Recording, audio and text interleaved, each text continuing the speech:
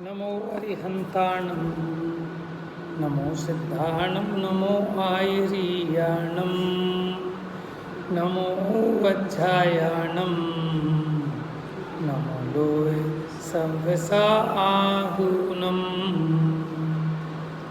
एष सुरासुरमणुसिं वन्दे बन्धोदघायिकं ममलं प्रणमामि वर्धमानं तीर्थं धम्मस्य कर्तारम्।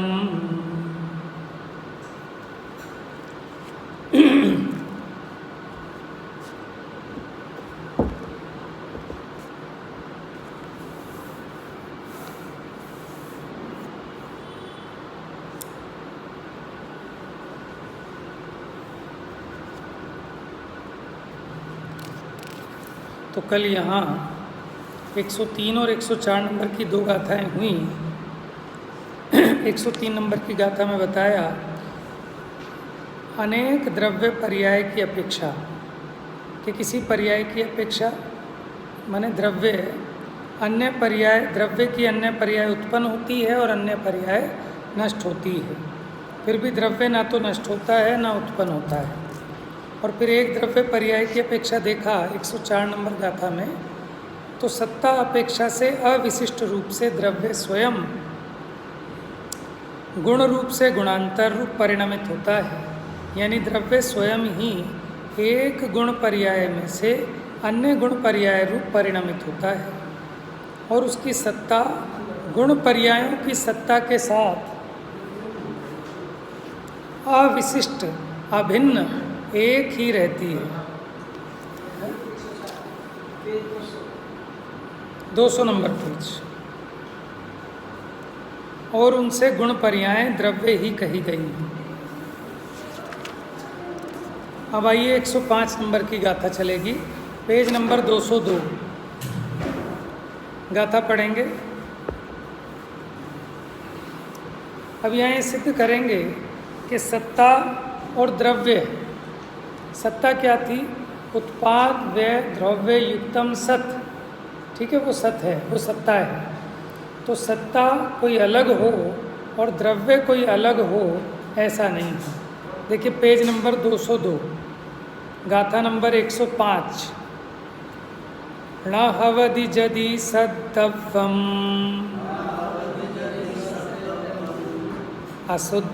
असद्ध्रुवं हवदितं कथं दव्यम् असद्ध्रुवं हवदितं कथं दव्यम् हवदितं कथं दव्यम् हवदि पुनो अन्नं वा तं हा दव्यं स्वयं सत्ता। दोबारा पढ़ेंगे। न हवदि जदि सद्दव्यम, ना माने नहीं, हवदि माने होता है, जदि माने यदि, सद्दव्यम दो बातें हैं, सत और द्रव्य। यानी कह रहे नहीं होता यदि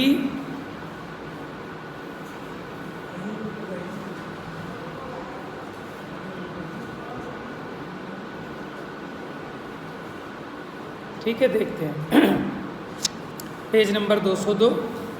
न हवदि जदि सद्दव्यम, नहीं होता यदि सद्दव्यम माने द्रव्य यदि सत नहीं हो तो असद्ध्रुवम, तो असद होगा हवदि तम कथं दव्यम।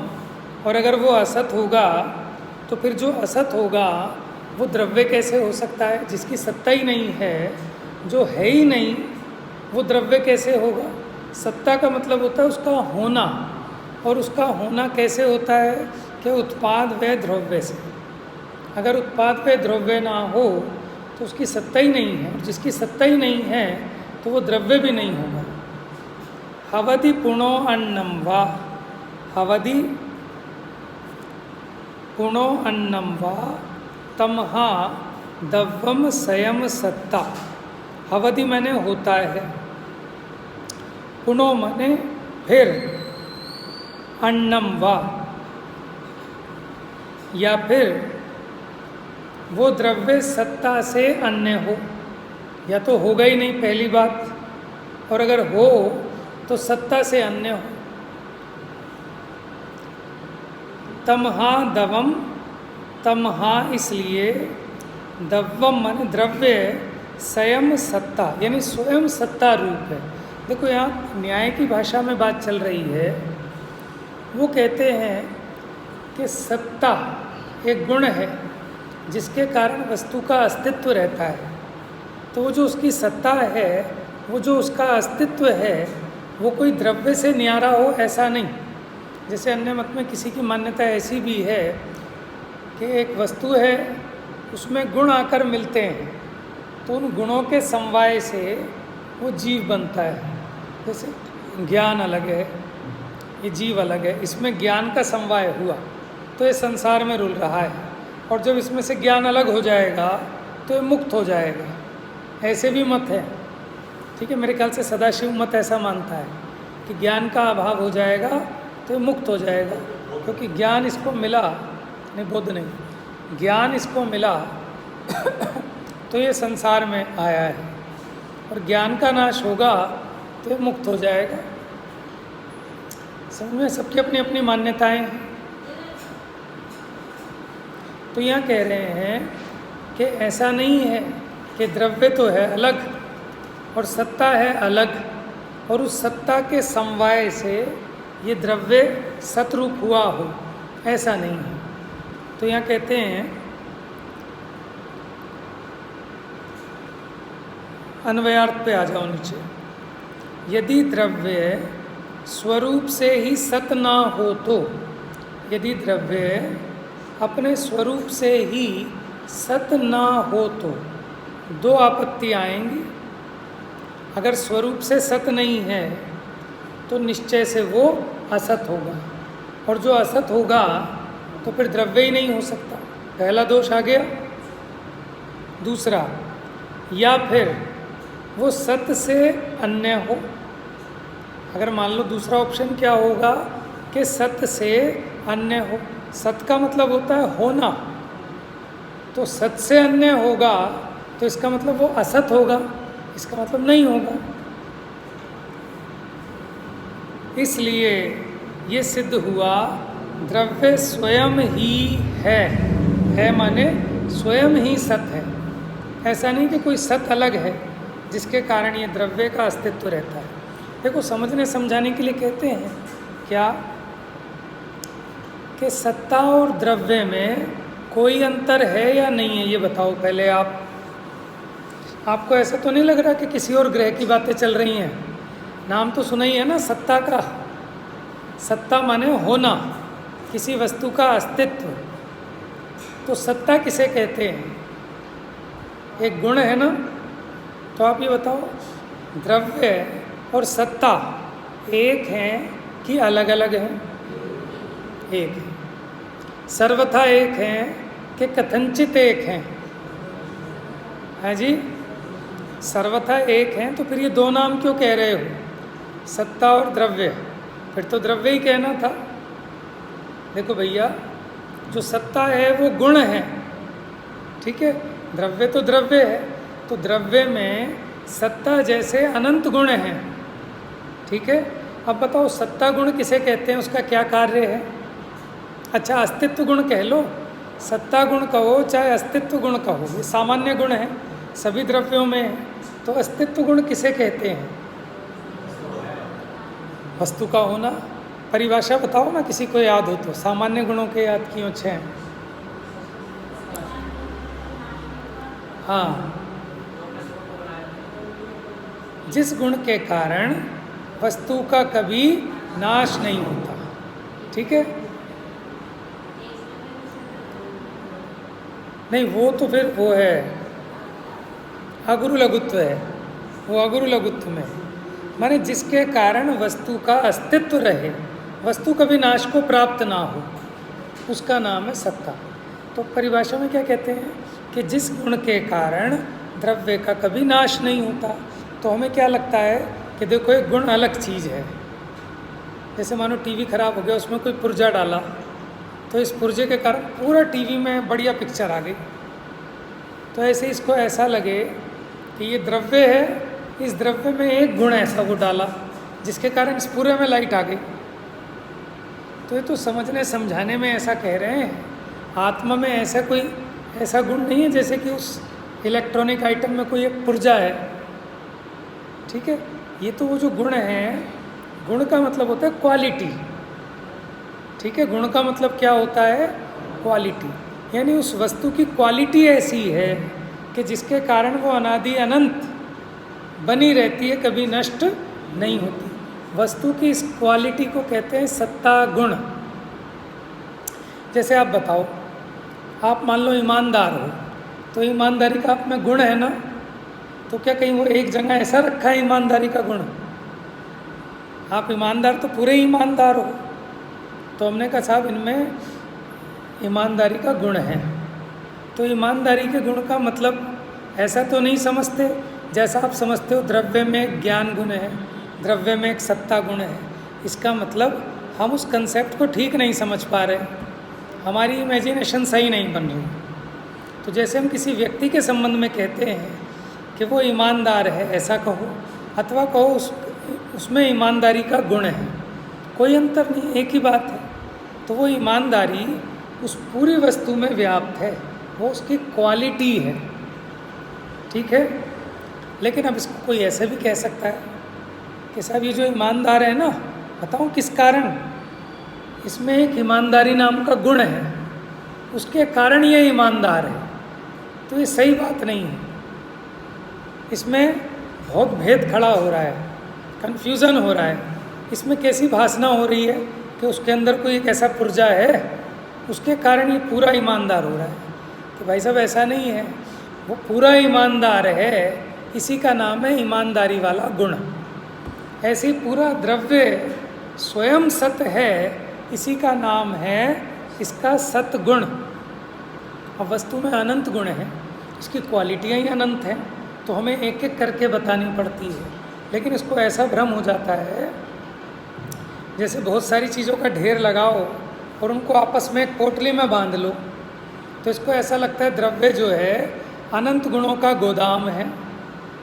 ऐसा सुना और पढ़ा यही है ना, तो कल्पना भी वही बन जाती है। जैसे गोदाम में बहुत सारा अनाज भरा है, चावल भरे हैं, ऐसे आत्मा में बहुत सारे गुण भरे हैं। तो कथन की कमजोरी है, कहने में तो यही आएगा कि इस आत्मा में गुण भरे हैं। हम कैसा भी जो व्यक्ति है ना, गुणों का भंडार है, गुणों का गोदाम है। कि क्या क्या गुण है कि सब बहुत मिलनसार है, बहुत व्यवहारिक है, बहुत सच्चा है, ईमानदार है, बहुत कर्मठ है। समझ में आया? तो ये जो गुण भरे हुए हैं ये कहने में आ रहा है,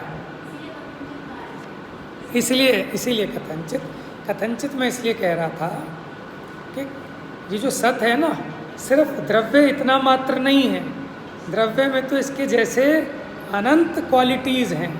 तो उन अनंत क्वालिटियों का जो समुदाय है वो द्रव्य है। हाँ, जो सत है वो तो द्रव्य ही है, लेकिन द्रव्य सिर्फ सत मात्र ही नहीं है, उसमें और भी अनंत गुण हैं। बात समझ में है? देखो अब इसमें क्या भेद है कि प्रदेश भेद तो नहीं है कि वो व्यक्ति के प्रदेश अलग हों और उसमें जो ईमानदारी का गुण है उसके प्रदेश कोई न्यारे हों, ऐसा तो नहीं है। तो इसी प्रकार द्रव्य के प्रदेश और सत्ता गुण के प्रदेश कोई अलग अलग नहीं है, लेकिन फिर भी इनमें कथनचित अंतर है। क्या अंतर है कि एक है द्रव्य, एक है गुण। ये ठीक है, नाम भेद भी है, संज्ञा भेद। उसका नाम द्रव्य है, इसका नाम गुण है, ये हो गया संज्ञा यानी नाम भेद। दूसरा है संख्या, द्रव्य एक और गुण कितने होते हैं? अनेक, संख्या भेद हो गया।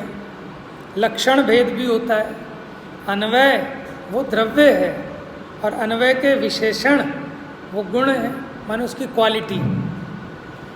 आपको समझ में आ रहा है? जैसे लाल कमीज, आप बताओ इसमें द्रव्य क्या है और गुण क्या है? Very good.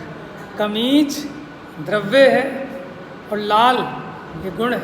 इसी को हम विशेषण विशेष्य भी कहते हैं कि जो जिसकी विशेषता बताई जाए वो विशेष्य, और जो विशेषता बताई वो विशेषण। तो विशेषण को गुण भी कहते हैं। जैसे हमने कहा होनहार बालक, तो बालक हो गया द्रव्य और होनहार हो गया उसका गुण। बात समझ में आ रही है?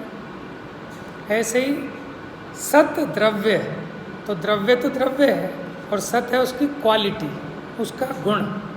तो कोई भी द्रव्य अगर है तो वो सत स्वरूप है। ठीक है, ये बात यहाँ सिद्ध की। और आप सोचोगे इतनी बात क्यों समझा रहे हैं, कि इसलिए समझा रहे हैं कि जगत में ऐसे अनेक दर्शन हैं कि जिनको इस संबंध में भी गड़बड़ियाँ हैं, लेकिन हम उन अन्य दर्शनों का स्वरूप नहीं जानते, इसलिए हमको ऐसा लगता है ऐसी गड़बड़ कैसे हो सकती है। अभी मैंने आपको बताया था एक सदाशिव मत का, ठीक है ना। कोई ऐसा मानता है कि वस्तु तो न्यारी है और सत्ता न्यारी है, उसमें सत्ता आकर मिली। जैसे जलेबी तो फीकी होती है कि मीठी होती है भाई साहब, उसमें तो रस में बाद में पकाई जाती है, वो बखर में, उससे मीठी होती है। एक मिश्री का मीठापना वो अपने से है, लेकिन एक जलेबी का मीठापना, गुलाब जामुन का मीठापना, अंतर है कि नहीं? ठीक है, तो हम कौन सी मिठास वाले, मिश्री वाले कि गुलाब जामुन वाले? मिश्री वाले। तो ऐसे ही कोई मत ऐसा है कि जो ये मानता है जैसे मिठास के संयोग से गुलाब जामुन मीठा हुआ, ऐसे ज्ञान के संयोग से ये आत्मा ज्ञान वाला हुआ, सत्ता के संयोग से ये जीव सत्स्वरूप हुआ। लेकिन जैन दर्शन कहता है ऐसा नहीं, ये वस्तु का स्वरूप ही नहीं है। वस्तु स्वयं से सत्स्वरूप है, ज्ञान स्वरूप है, दर्शन स्वरूप है। और अन्य मतियों में ही नहीं, अपने में भी जो वस्तु के सच्चे स्वरूप को नहीं जानते, उनके कोई ना कोई मिथ्या आभास बना ही रहता है। तो उस मिथ्या आभास को तोड़ने के लिए, उस परोक्ष वस्तु को आप अनुमान बनवाने के लिए, प्रत्यक्ष जैसा आपको दिखाने के लिए आचार्यों ने इतनी कठिनता में, पहले तो ये बात समझनी मुश्किल, समझ में आ जाए तो फिर उसे समझाना महा मुश्किल। चलो मुंह से बोल के समझा भी दो, लेकिन फिर लिखना ये तो महा मुश्किल से मुश्किल काम है। अब आचार्यों ने जब इतना काम किया, और किसके लिए किया बताओ? हमारे लिए तो किया, और हम कहे साहब ये तो कठिन है, ये हमारे लिए थोड़ी है, तो फिर किसके लिए है? ये तो किसी के लिए भी नहीं है। हर आदमी ही कहेगा हमारे लिए थोड़ी है। और प्रवचन सार नाम रखा है इसका, कि भगवान की दिव्य ध्वनि का सार। तो नाम भी तो कुछ सोच के ही रखा जाता है। देखो, हम नहीं पढ़ पाए तो उसे अपना प्रमाद मानना, अपना दोष मानना, अपनी अज्ञानता मानना, लेकिन बेकार है। ये भाव दुर्गति कराने वाला है, इससे दूर ले जाएगा जिनवाणी से। भले ही समझ में ना आए, लेकिन बढ़िया, बड़ी उत्तम बात है। हमारे भी कभी भाग जगेंगे तो हमें भी पढ़ने मिलेगी। इतना भी आए तो कम से कम जिनवाणी दूर नहीं होगी। लेकिन जो निषेधी करे बेकार है, पता नहीं क्यों लिख दी, समझ में तो कुछ आती नहीं है, कि समझ में नहीं आ रही। ये मेरी परेशानी है, ये मेरी अज्ञानता है, मेरा प्रमाद है। ठीक है ना?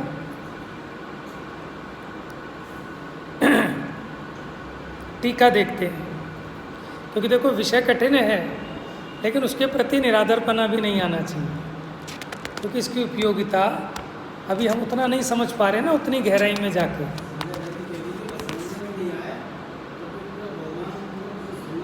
हाँ, जिज्ञासा रखनी चाहिए ना। आपकी जिज्ञासा ही मर गई तो फिर कैसे बात बनेगी? और देखो, जो ईमानदारी से समझना चाहेगा उसे नहीं समझ में आए, ऐसा तो कुछ है ही नहीं। सही है ना? आचार्य भी कोई ऐसे ही थोड़ी लिख देते हैं, वो भी इस प्रकार लिखी है कि जीवों को समझ में आए, और पंचम काल के जीवों के लिए लिखी है, और पंचम काल के आचार्य ने लिखी है। और फिर आगे आने वाले आचार्यों ने इसकी टीका भी कर दी। फिर विद्वानों ने उस संस्कृत की हिंदी भी कर दी और उस पर से भी हम आपस में समझा रहे हैं, तो अब क्या कठिनता है। लेकिन जब जीव का तीव्र मिथ्यात्व होता है ना, तो वो कोई सुनना भी नहीं चाहता। जब ये मिथ्यात्व ढीला पड़ता है तब ये थोड़ा सुनने को तैयार होता है, और मिथ्यात्व ढीला होता है तो इसको फिर आनंद आता है। तो जितना इसमें आपको रस आएगा उतना मोह का रस गलता जाएगा। वो आपके आनंद पे डिपेंड करता है। जितना यहाँ का रस परिपाक होगा उतना विषयों का रस फीका पड़ेगा। टोडरमल जी ने लिखे हैं, स्वाध्याय से होने वाले लाभ, तुरंत के लाभ। तुरंत कितने लाभ होते हैं कि 5 इंद्रिय के विषयों में से प्रवृत्ति छूट जाती है, कषाय की मंदता होती है, ज्ञान का विकास होता है, लोक में पूज्यपना विशेष होता है।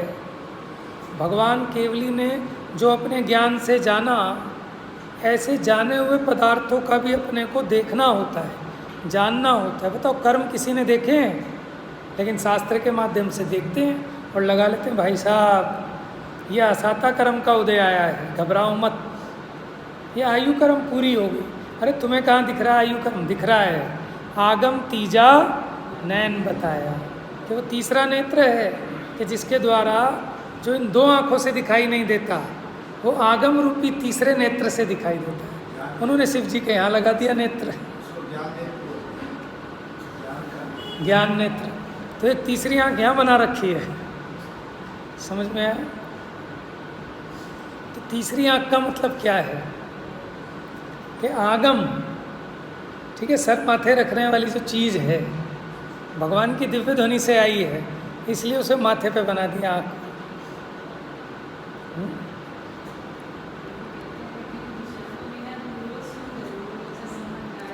हाँ, तो जीव को भावना का ही फल है। वो जो ग्वाला था वो कुंद आचार्य बने, ऐसा उस ग्वाले ने क्या कर दिया। देखो, उसने जो शास्त्र का दान दिया, खाली उससे नहीं होता काम, उसको उस शास्त्र के प्रति कितनी महिमा होगी कि बहुत कोई गजब की चीज़ है। मेरी तो समझ में नहीं आनी, मैं तो अनपढ़ हूँ, ठीक है। तो मुनिराज को दी तो उसकी विशुद्धि कितनी होगी। उसका फल हुआ कि उसके जो ज्ञानावर्णी कर्म था उसका ऐसा क्षयोपशम हुआ कर्म का, इतने ज़बरदस्त ज्ञानी बने कि आज पंचम काल में भी इतने आचार्य हो गए।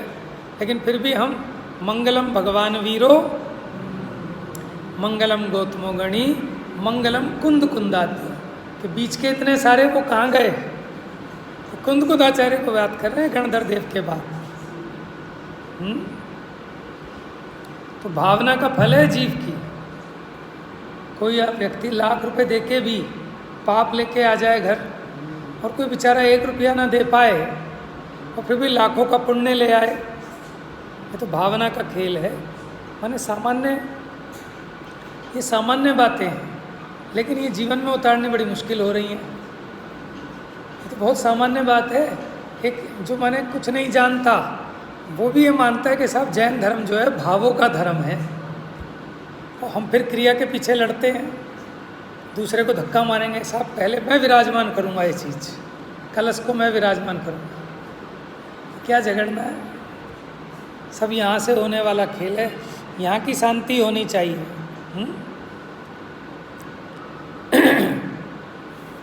और देखो, हम क्रियाकांड के नाम पे किसको क्रियाकांड मानते हैं कि पानी छान के पीना ये क्रियाकांड है, शुद्ध भोजन करना ये क्रियाकांड है, ठीक है। तुम जिस क्रिया के पहले मैं माला पहनूंगा ये क्रियाकांड नहीं है। इस क्रियाकांड को क्रियाकांड देखता ही नहीं। समझ में आया कि ये भी तो क्रियाकांड है, इसमें कहाँ उलझ रहा है। अब वो सब तो क्रियाकांड दिखता है इसको, लेकिन ये क्रियाकांड नहीं दिखता कि पहले फ़ोटो मैं खिंचाऊँगा, पहले झंडा मेरे से फहरवाना, पहले बादाम मैं चढ़ाऊँगा, पहले कलश में विराजमान करूँ, ये भी तो क्रियाकांड है। लेकिन पानी छानना, रात्रि भोजन नहीं करना, देख सोच कर खाना, ये क्रियाकांड लगता है। तो इससे पता लगता है कि जीव का अभिप्राय खोटा है ना। जिस बच्चे को काम नहीं करना हो या तो गलत काम करेगा या फिर उसकी आड़ लेकर सही काम को भी नहीं करेगा कि आपने तो मना किया था। तो माता पिता को समझ में आ जाता है कि बदमाश है ये।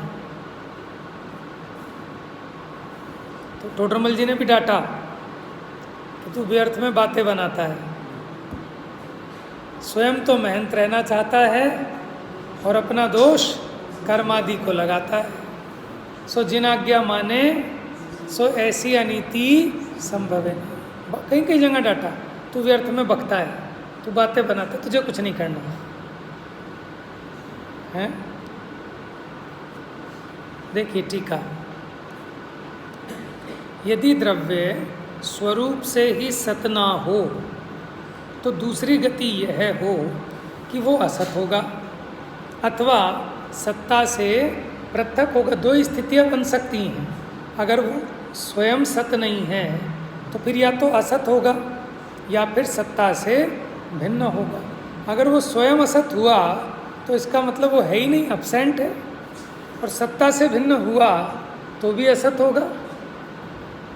यदि वह असत होगा तो द्रव्य के असंभव के कारण स्वयं स्थिर ना होता हुआ द्रव्य का ही अस्त हो जाएगा।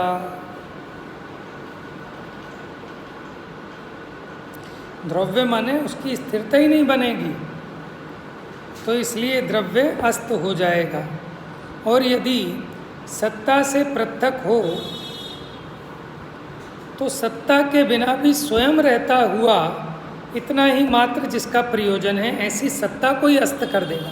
फिर तो सत्ता की कोई वैल्यू ही नहीं रही। माने बिना नमक के भी अगर सब्जी खारी होने लगेगी तो फिर कोई नमक का तो मतलब ही खत्म हो जाएगा। समझ में, नमक निरर्थक हो जाएगा। उसी प्रकार अगर सत्ता के बिना भी द्रव्य पाया जाएगा यानी है, तो फिर जो सत्ता है वो निरर्थक हो जाएगी, वो नाश को प्राप्त हो जाएगी कि बिना सत्ता के भी वस्तु रह सकती है। तो दोनों दोष आएंगे। किंतु यदि द्रव्य स्वरूप से ही सत हो तो नंबर 1, द्रव्य के सद्भाव के कारण माने उसमें नित्यता रहेगी, अविनाशी रहेगा, इसलिए स्वयं स्थिर रहता हुआ द्रव्य उदित होता है माने सिद्ध होता है। और दूसरा, अगर सत्ता से अपृथक रहकर स्वयं स्थिर रहता हुआ इतना ही मात्र जिसका प्रयोजन है, ऐसी सत्ता को सिद्ध करता है। तो इस प्रकार से द्रव्य की भी सिद्धि होती है और सत्ता की भी सिद्धि होती है। इसलिए द्रव्य स्वयं ही सत्व है ऐसा स्वीकार करना चाहिए, क्योंकि भाव और भाववान, भाव और भाववान, भाव हो गया गुण और भाववान हो गया गुणवान यानी द्रव्य, उनका अपृथकत्व द्वारा अनन्यत्व है। अभी 2 शब्द आ गए आपके लिए, अपृथकत्व और अनन्यत्व। अपृथक माने होता है प्रदेश अलग अलग नहीं है, और अनन्य माने एक रूप है, अन्य अन्य नहीं है। ये नीचे का फुटनोट और पढ़ लो बस। सत्ता का कार्य इतना ही है कि वह द्रव्य को विद्यमान रखे। यदि द्रव्य सत्ता से भिन्न रहकर भी स्थिर रहे, क्या कह रहे हैं कि यदि द्रव्य सत्ता के बिना भी अगर रह सकता है तो फिर सत्ता का प्रयोजन ही नहीं रहता। माने बिना आयु कर्म के भी अगर जीव जीवित रह सकता है तो फिर आयु कर्म का कोई प्रयोजन ही नहीं रहा। सत्ता के अभाव का प्रसंग आ गया। नंबर 2, भाववान यानी भाव वाला। द्रव्य भाव वाला है और सत्ता उसका भाव है, और वे दोनों कैसे हैं? अपृथक माने उनके प्रदेश अलग अलग नहीं, एक प्रदेश में। इस अपेक्षा से अनन्य है, एकमेक है। पृथकत्व और अन्यत्व का भेद जिस अपेक्षा से है उसकी बात अगली गाथा में कहेंगे। अब इसमें एक नए शब्द आ गए आपके लिए, अपृथकत्व और अनन्यत्व। तो इसका बनता है पृथकत्व और अन्य अन्यपना। तो पृथक क्या है और अन्य अन्यपना क्या है वो कल गाथा लेंगे। गाथा नंबर 106 ये कल चलेगी। जा वाणी के ज्ञान से